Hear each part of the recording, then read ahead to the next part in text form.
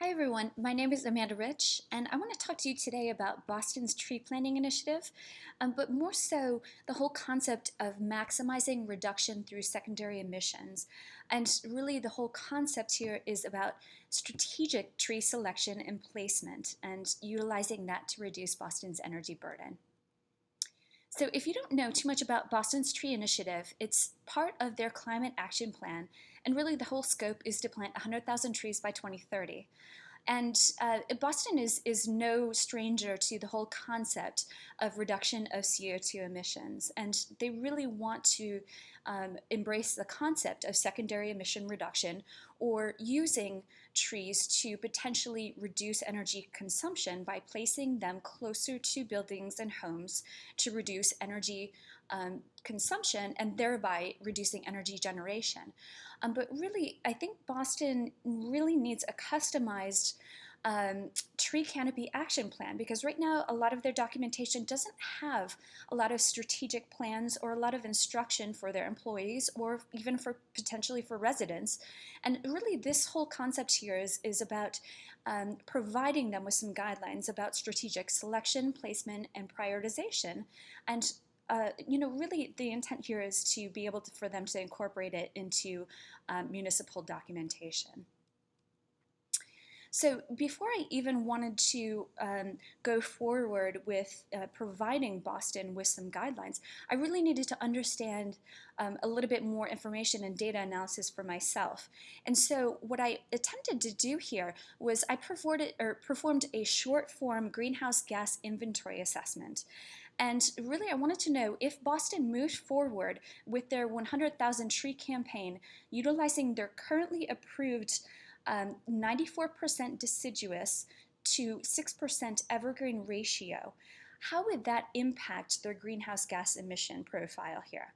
And so really, deciduous trees or ones that shed their leaves on a seasonal basis, they're primarily used for summer shade benefit because they have really large canopies.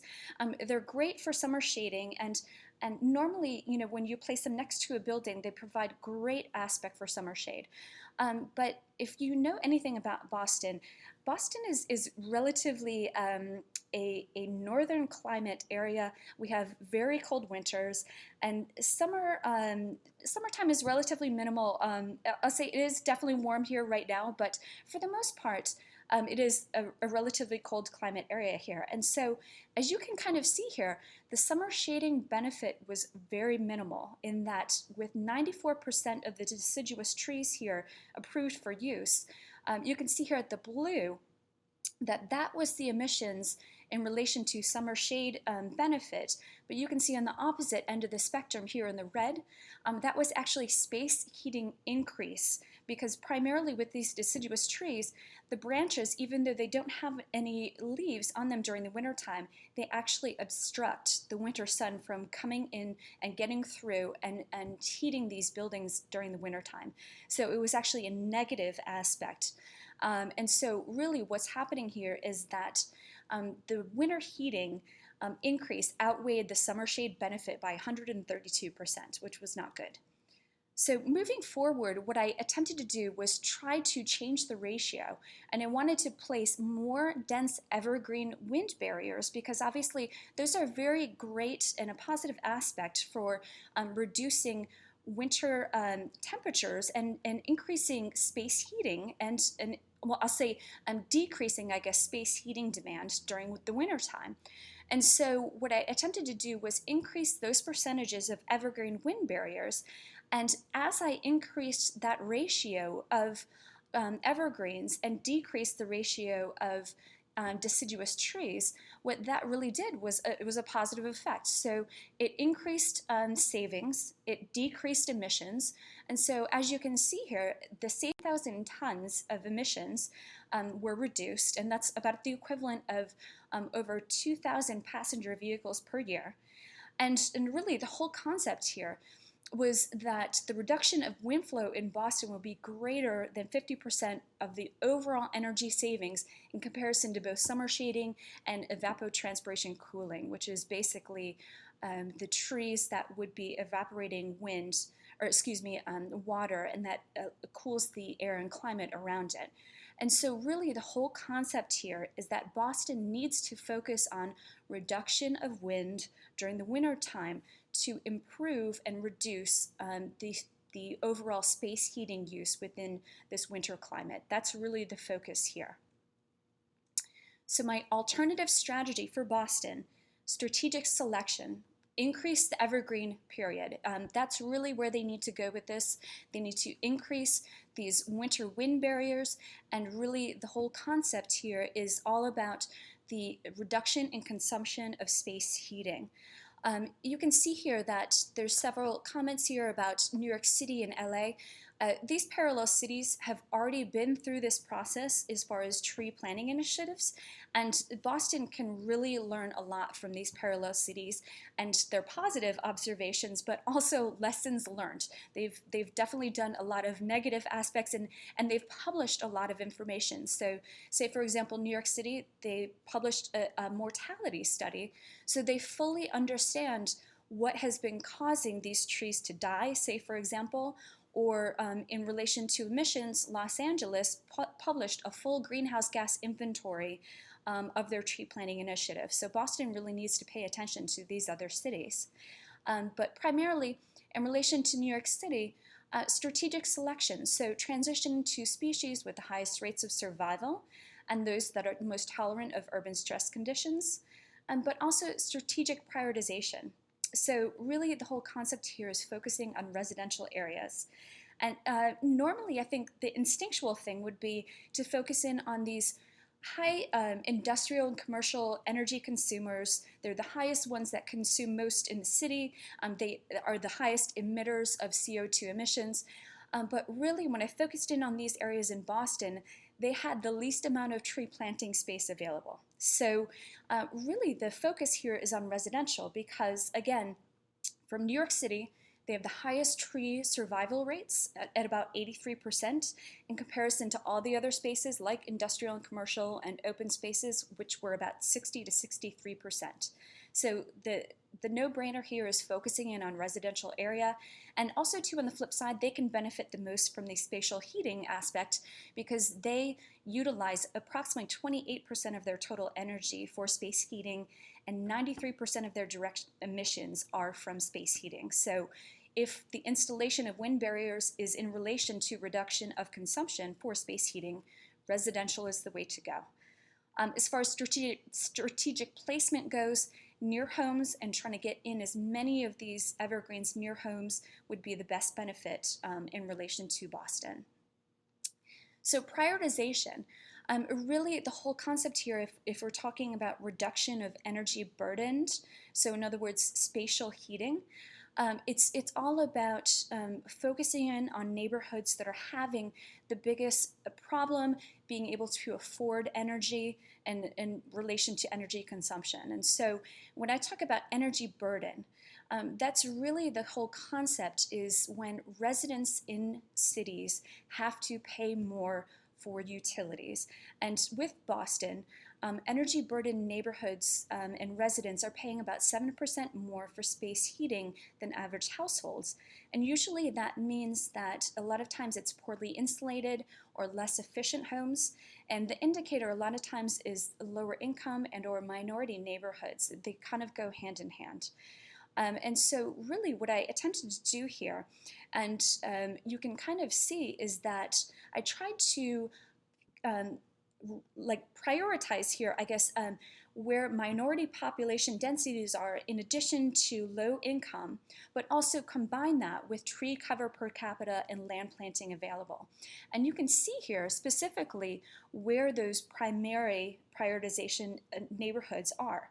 And the ones in the highest and most deep colors of pink are those prioritized neighborhoods. So rather than just prioritizing on areas that could benefit from the increase of tree canopy coverage, really the whole new tree initiative goal would be to really target these energy burdened neighborhoods by lowering their spatial heating costs.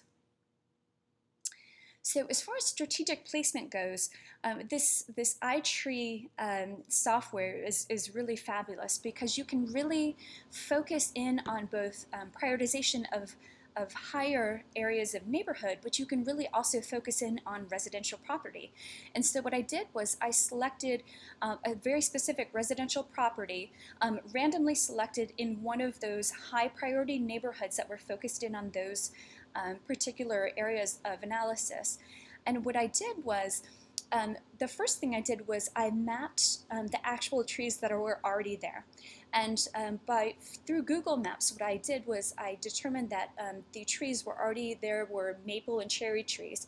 And you can see by the toggled area surrounding the residence that the areas in green are more desirable planting tree locations, primarily because you would want to place a wind barrier perpendicular to the direction of the wind flow. And so that would be towards the front of the residence or northwest of the residence. Or you would also want, from a shading standpoint, either east or west of the residence to provide shading during the summer.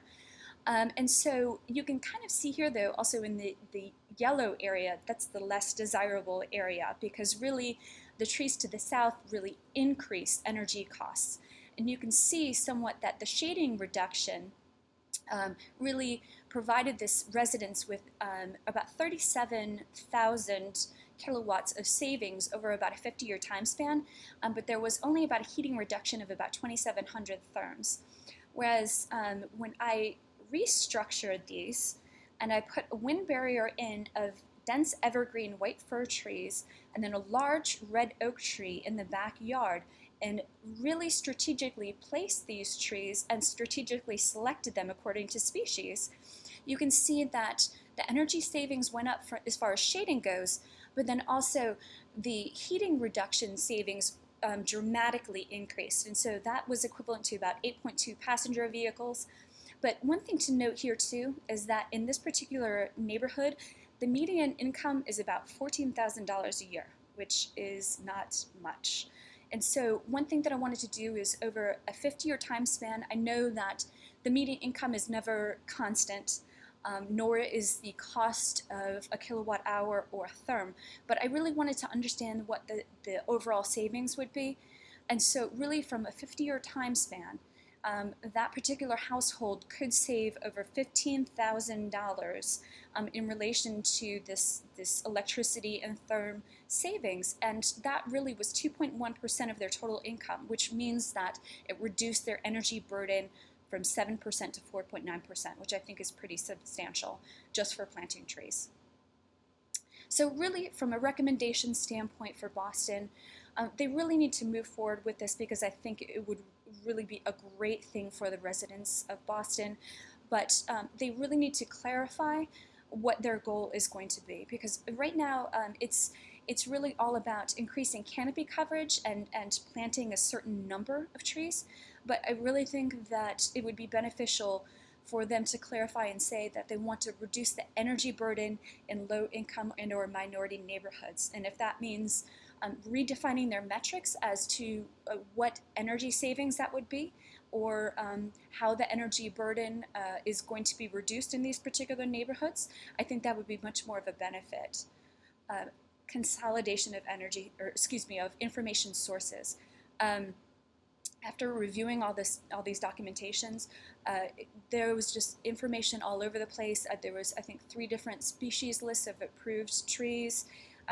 There was really a lot of limited, very specific instructions for tree placement. And so it would be very beneficial for municipal employees specifically to really consolidate this in a master document, because it was really unclear to me who had master authority over all of these different approved lists and whatnot, but also to really reviewing these on a schedule would be very beneficial for the city.